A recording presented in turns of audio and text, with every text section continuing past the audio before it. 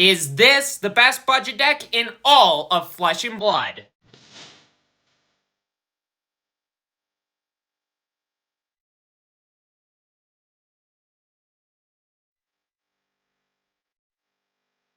Hello, welcome to the table, and today I am back with another deck tech video for Flesh and Blood, this time for Kayo, Armed and Dangerous. I absolutely love this guy. This is kind of continuing on with my series of basically the next step up from Armory decks, about 50 bucks. These are between like 100 and 200 bucks. I get that they're not the most budget-friendly decks, but if you want real competitive, powerful decks that are still at a relatively cheap cost, these are the best decks that you can get, in my opinion. So, today I'm going over Kayo, Armed and Dangerous, and this guy, whew, he is strong. He is a 4 intellect, 40 health brute hero from heavy hitters. Gotta love heavy hitters. And you have one weapon zone. So you can only have one one-handed weapon, which in this case is Mandible Claw, the OG, like, amazing brute weapon. But this card has a couple of other lines of text. It reads, attack actions you own get +1 power while they're in any zone other than the combat chain.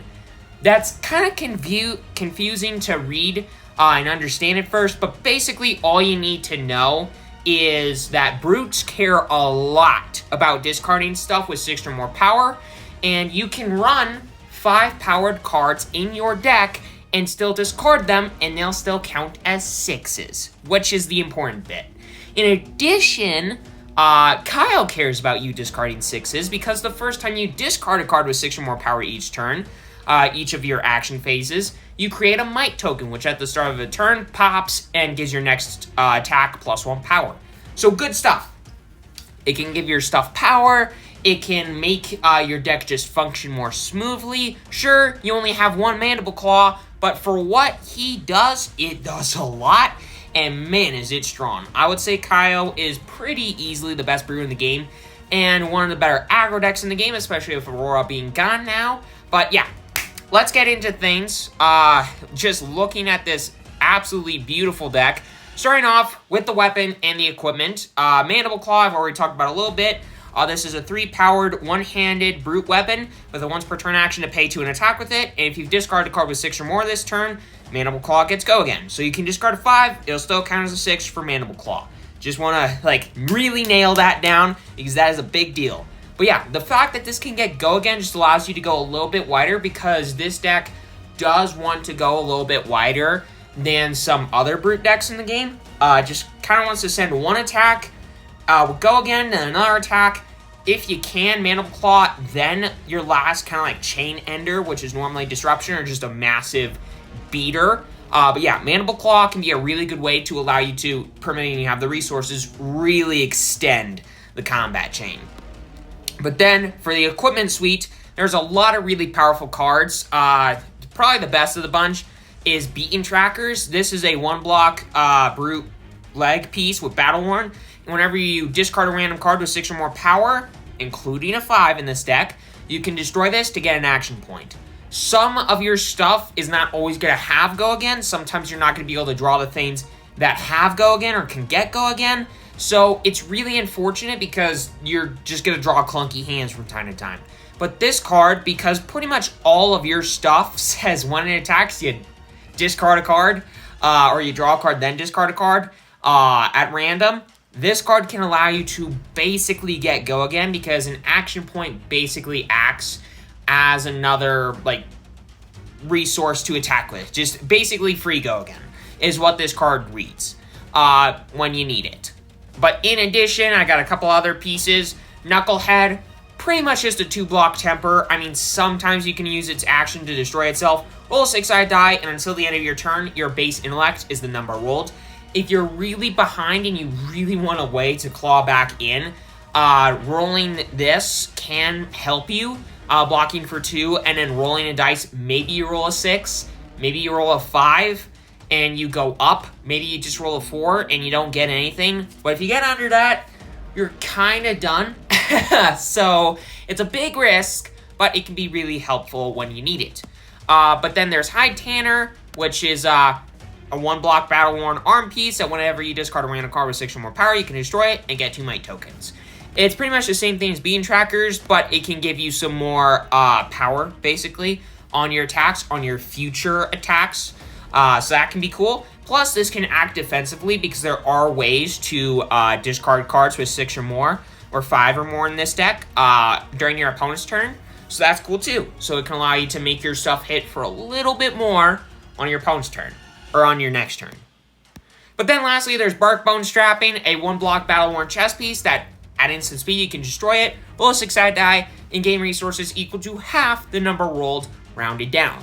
This is a really good budget chess piece, but I am going to recommend this now. A lot of this deck has cards from the Kayo Armory deck, so if you can get the Kayo Armory deck, you will get a really, really good chess piece that you can use instead of Bark Bone Strapping. That chess piece being Savage Sash. The card is absolutely insane. It's a 2-block temper. As an action, you can destroy it, and attack action cards with 6 or more power cost you 1 less to play for the rest of the turn, which is absurd to me, because your Bear Faints can cost 1 resource to potentially come in for 8 damage. Your Savage Feast can cost nothing to come in for 6 and draw a card. It's stupid. It's so stupid. Sand Packing can cost 2 resources, like stuff like that. It's just really dumb.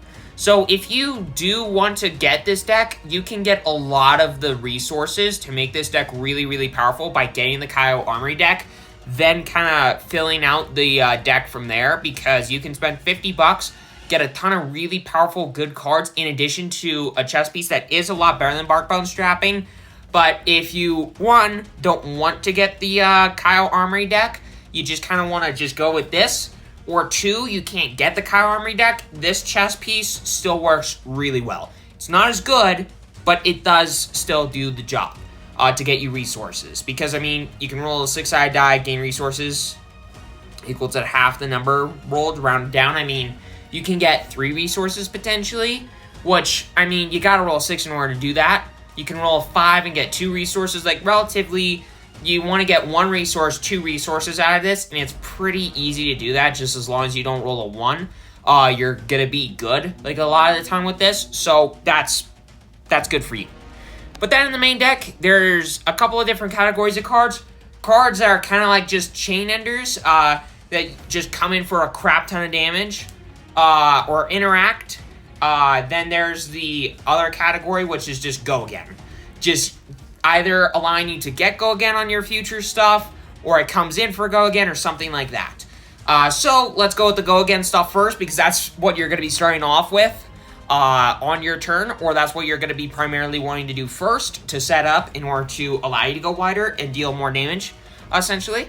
So the first card is Pulping, a 2-resource brute attack action with 6 power, cost 2. 1 in attack, so you draw a card, then discard a random card, and if a card with 6 or more power is discarded this way, gets Dominate, which is good because it can be defended by a ton of stuff. And then if it's defended by fewer than 2 non-equipment cards, it gets Go Again. So while it's not guaranteed to get Go Again, if it gets Dominate, which is really easy to do in this deck because there are like almost no bricks except for Blood Rush Bellow. But I mean, if you've ever played Brutes before, you want this card. If you don't, then I'll explain later. But Pulping, it's pretty much always going to get Dominate, which means it's going to be really, really hard for this to not get Go Again. Plus, if you get your opponent down to a really low amount of life and you just send a couple of these, it's going to be almost impossible for your opponent to survive. So that's cool too. Just a really good card. Then there is, not that card, Wild Ride. A 2-resource, 6-powered attack, does not block for anything. Like the Pulping, there are a lot of cards in this deck that don't block for anything, which isn't great. But to be fair, a lot of those cards that don't block for anything, you do want to use. So it sucks, but it's not the end of the world. But Wild Ride comes in for 6. When it attacks, you draw a card, then discard a random card. So you basically don't go down any cards in hand, which is fine, I guess. Then if a card with 6 or more power is discarded this way, it gets Go Again. So it's guaranteed Go Again, in a sense, as long as you don't discard a Blood Rush Bellow. unlike pulping, but it doesn't dominate, making it hard to block like pulping. So the card is better in some senses, worse in others, but the card's still really good because it can get go again and it can allow you to go wider. But then there's Agile Windup, the yellow one and the blue one. I got 3 copies of both. The Agile Windup yellow pitches for 2, costs 3, comes in for 6, blocks for 2. But at instant speed, you can discard it and create an agility token. So I was saying that you could use High Tanner defensively in a sense.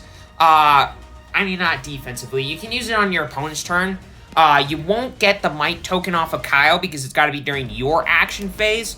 But you can discard an Agile Windup during your opponent's turn, get an Agility token, which at the start of your turn pops, and gives your next attack go again, which is really strong in this deck. You don't get the Might token from Kayo, sure, but High Tanner can then pop, and they get you 2 Might tokens. So basically, your first attack on your next turn, is going to get go again and +2 power, which is really, really powerful. But in addition, there's the blue one. It's the same thing, except it's a blue and it attacks for 5. It's still a very solid card. It's still a very good card. But then continuing on with the go again stuff, I got 2 yellow Pulpings and 2 yellow Wild Rides. I've already explained these cards. They're just 1 less power, and they pitch for 2 instead. They're still fine cards. They're not as good as the Reds, obviously, but the fact that they can pitch for 2 can sometimes be very useful to you, because most of your deck costs 2 resources, and if you don't draw blue, you're going to be pretty likely to draw yellow, because there are quite a few yellows in this deck. So, there's that. But then, there is good old Agile Wine, or nope, not Agile, I already said that. Assault and Battery. This card, I didn't have in Kyle for the longest time, and I don't really know why, because this card blocks for 3, first off. It's a blue, so it's a blue block 3, which is always a good thing. It costs 3, sure, and it comes in for 5, but it's got Beat Chest. As an additional cost to play, you may discard a card with 6 or more power. So you get to choose, which is not something that a lot of Brute decks get to really do. They don't really just like, hey, you gotta discard random stuff. You gotta roll a die. Everything's gotta be random. With Assault and Battery, it's kind of like set in stone. It's like, you get to discard a card of your choice, which is really good. And when it attacks, if you've been chess this turn, it gets the effect that you get to create an agility token, which, like I've said, is really good, because you don't have a lot of stuff that has go again, and it's going to allow you to make your stuff potentially go again, which is always good. But then there's one more card, Run Rough. Nope, that one doesn't get go again. That's actually it. The deck does not have a lot of ways to go again, which sucks, but that's why there are Agile Windups.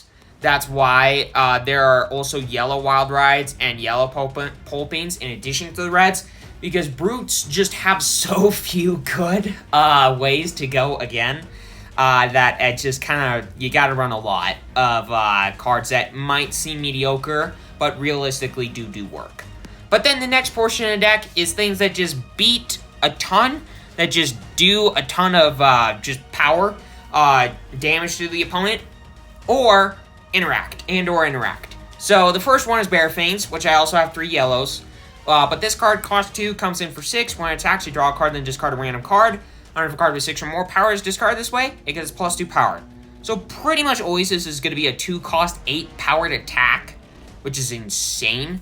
On the yellow is going to be a pretty much always 2 cost 7 attack, and it pitches for 2. So both of these are really, really powerful cards, really, really strong cards. They don't block for anything, which ain't the best, but realistically, for how much damage they do, I think it's kind of fine that they don't block. But then there's Pack Hunt, which is a little bit more interacty, plus it blocks for 3, which is really, really good for you, because so little of your deck actually blocks, like, efficiently and effectively. But in addition, this is a 2 cost 6 attack, does not require you to do any discarding or drawing and discarding randomly or whatever. And it just says when it attacks, you Intimidate, which says target hero banishes a card face down at random from their hand. At the beginning of the end phase, you return to the owner's hand. Might be harder for them to block, might be harder for them to do something that maybe they were going to do to set up for, like, their next turn. If they have, like, instant speed shenaniganry or something like that. Pack Hunt just all around is, like, an underratedly good card. Like, I mean, a lot of people do respect the card and it's like, this card's really good. But I just still feel like there aren't enough people that are just like, pack hunt, like, deserves the respect that, like, sometimes just isn't given to it, because the card can do work. The fact that it blocks for 3, comes in for 6 for 2 resources, on rate, all around, and still can interact is really, really solid for just a common. So there's that. But then there's Savage Feast. 1 cost 6 attack, blocks for 3. Again, good stuff. But unfortunately, as an additional cost to play, you gotta discard a card at random, so you are going down cards in hand, which I tried to limit that as much as possible in this deck, because just that it's a really sucky thing about Brutes. But if a card, if the discard card has 6 or more power, you do get to draw a card. So it's kind of like a Snatch in this deck. In a sense, it comes in for 6. It's pretty much always going to guarantee you draw a card, so you do go down a card, but if you have, like, 1 more card left in your hand, and it really just kind of sucks, it's not really doing anything for you, then you can just Savage Feast, discard it away. If it's a Beast Within, it's actually really good for you, because then you get even more good stuff happening for you. But Savage Feast gets you the ability to draw a card, and then who knows, maybe you got a good Arsenal target, or maybe if it's got an Agility token stapled onto it from something like an Agile windup, Savage Feast can allow the chain to go wider, because it gets you maybe a better thing to attack with next, or something like that. It's just all around good stuff. But then there's Smash Instinct. Basically, the pack hunt, but bigger and slightly worse. It's a 3 cost 7 attack that intimidates. It's the exact same thing, except it costs 1 more and it attacks for 1 more. It's fine. It's not the best, but it's I feel like it's worse than pack hunt, because you want, like, as many 2s as possible, but you kind of have to run at all the good stuff, all the good attacks, and Smash Instinct is a good one. But then there is Strength Rules All, which is a really good way to interact at a budget level. It's a 2 cost 6 attack 3 block. Whenever it hits a hero, you turn a card in their arsenal face up, and then banish an attack action card in their arsenal, power less than the damage dealt this way. So your opponent really wants to block this if they're a deck that runs a lot of attack actions, which most of the powerful decks in the game right now, in the meta right now, are decks that run a lot of attack actions. And to be fair, most every deck in the game, unless they're a wizard, needs attack actions, generally, to close out the game. This card allows you to do that. Sure, there are warriors, sure, there are wizards. Beyond that, this card basically says, hey, if this hits, depending on how much you block or don't block, I might be able to destroy a really good card in your arsenal. And for 2 resources, 6 cost, I don't know, for how little it costs, like money-wise, it does work. It does do work. Or it's just a 2 cost 6 attack that doesn't allow you, or doesn't force you to draw and discard at random, or just discard a card at random. So there's that too. But then there is Beast Within. I talked about this card a little bit, being good with Savage Sash, but this card all around is just a really good card with most of the deck, because most of the deck is drawing and discarding at random, or discarding at random. Pitches for 2, costs 3, comes in for 6, blocks for 3. Good stuff, except it does cost 3 resources, so if you do attack with it, it's not great. But if Beast Within is pointed to a graveyard from anywhere other than the combat chain, you banish the top card of your deck and lose a life. If it has 6 or more power, you put it into the hand, otherwise you repeat the process. So generally speaking, whenever this goes away, you're drawing a card. So with Savage Feast especially, you basically discard 1 card to draw 2 cards with Savage Feast. With most of the other cards in the deck, if you're just drawing a card and then discarding a card at random, you're also, in a sense, kind of drawing 2 cards with Beast Within. If you're using the beat chest on Assault and Battery, sure, you go down a card, but then if it's a Beast Within that you're discarding, it's the last card in your hand, you are going up. So, I don't know, good stuff. And, I mean, it's a yellow, so that's good too. And it blocks for 3, that's good too. The art's cool, that's cool too. But then there is Send Packing, a 3 cost, 6 attack, 3 block, pitches for 2. When it attacks a hero, you may banish a card from their arsenal. When the chain link resolves, if it didn't hit, you return the banished card to the owner's hand, and it's banished faced up. So basically, it's like forced, like no matter what, it's kind of like screwing with the opponent's arsenal. It's like forcing it back to the owner's hand, no matter what, if they do wind up blocking it all out. Otherwise, it just banishes it forever. It's gone for good. Like, all around, pretty solid card. I mean, it is a really solid card. It's a really solid way to interact. It's basically the brute version of Command and Conquer. Slightly worse, obviously, but still pretty solid card. But then, there is a couple of more cards. There is Riled Up, 3 cost, 3 pitch, 3 block, 5 attack. That's pretty much all that matters. It works with all the deck if you discard it. It pitches for 3 if you need it for resources, which is generally what you're going to use it for, and blocks for 3 if you really need to block. All around good stuff. Run Roughshod, the same kind of deal. That's all that really matters. Smash Instinct, Riled Wrecker Romp. They're all 3 blocks. They all pitch for 3 resources. That's good. Now, Agile Windup is one of the few 2 blocks that are blue, but then there's also Mighty Windup, 3 pitch, 3 cost, 5 attack, 2 block, but at instant speed you can discard it to create a Might token. It is a 2 of, because it's one of the worst cards as far as blues go in this deck, but it's still solid. It can allow you to get more resources during your turn. If you discard it, you can get the benefits off of Kayo, and then basically get 2 Might tokens, one off of Kayo, one off of the Mighty Windup, so all around good stuff. But then, one more card. I skipped one of the yellows, but the best card in the deck, Blood Rush Bellow. It's a 2 pitch, 1 cost, brute action, 3 block. Good stuff. As an additional cost to play this, you have to discard a random card, so you're going down cards, and this doesn't have Go Again. But your brute attacks get +2 power for the turn. But again, this doesn't have Go Again, so what? But if the discarded card has 6 or more power, you draw 2 cards, and Blood Rush Bellow gets Go Again. So, it's going to get Go Again pretty much no matter what, unless you're discarding another Blood Rush Bellow. But in addition, you draw 2 cards, so you play this card, you discard a card, so you're going down cards, but you basically wind up staying at the same amount of cards in hand. And in addition, all your brute attacks for the rest of the turn get +2 power. That is the main reason why this deck wants to go wide. Why it wants to have as many things that get Go Again as possible. Why it runs Beaten Trackers and has Agile Windups, blue and yellow, the Assault and Batteries, all that kind of stuff. Because Blood Rush Bellow just gives a little mini anthem to all your boot attacks, including, because it's attacks, not attack actions, Mandible Claw. This comes in for 5, so it can allow you to go even wider. If you play multiple of Blood Rush Bellows, then you can just get that many more resources, many more things to pitch, to attack with that many more things, to get that much more damage. I mean, this card is the jugular of the deck. This is the thing that allows you to really push damage, and sure, you're, like, discarding random stuff, and sure, you're, like, doing things, you're, like, rolling dice, you're doing random stuff, you're gambling, sure.